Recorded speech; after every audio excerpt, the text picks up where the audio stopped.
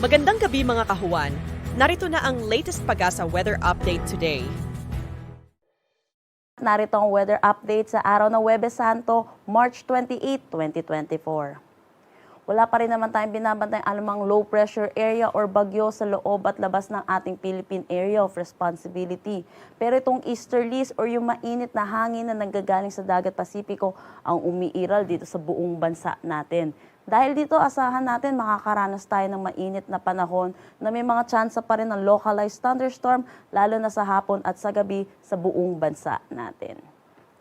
Dako naman tayo sa magiging panahon ng ating bansa bukas. Kung makikita pa rin natin, easterlies pa rin yung makakaapekto dito sa ating bansa. Kaya kung makikita din natin, mataas na po yung mga forecast nating temperatura. Kaya pinag-iingat po natin ang mga kababayan natin sa posibilidad na banta nitong init ng panahon.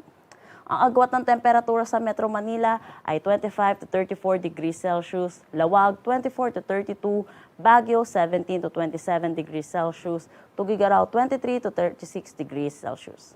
Para naman sa Tagaytay, 22 to 32 degrees Celsius at Legazpi 26 to 31 degrees Celsius.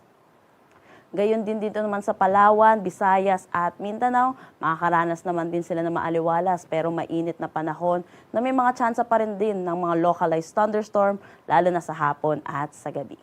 Ang agwat ng temperatura sa Calayan Islands at Puerto Princesa ay between 26 to 33 degrees Celsius, Iloilo 27 to 33, Tacloban 26 to 31 degrees Celsius, Cebu 27 to 32 degrees Celsius. Para naman sa Zamboanga 26 to 35 degrees Celsius, Cagayan de Oro 26 to 32 degrees Celsius at Davao 25 to 33 degrees Celsius.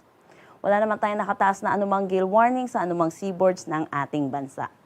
Ang sunset mamaya ay 6:08 p.m. at ang sunrise bukas ay 5:55 a.m.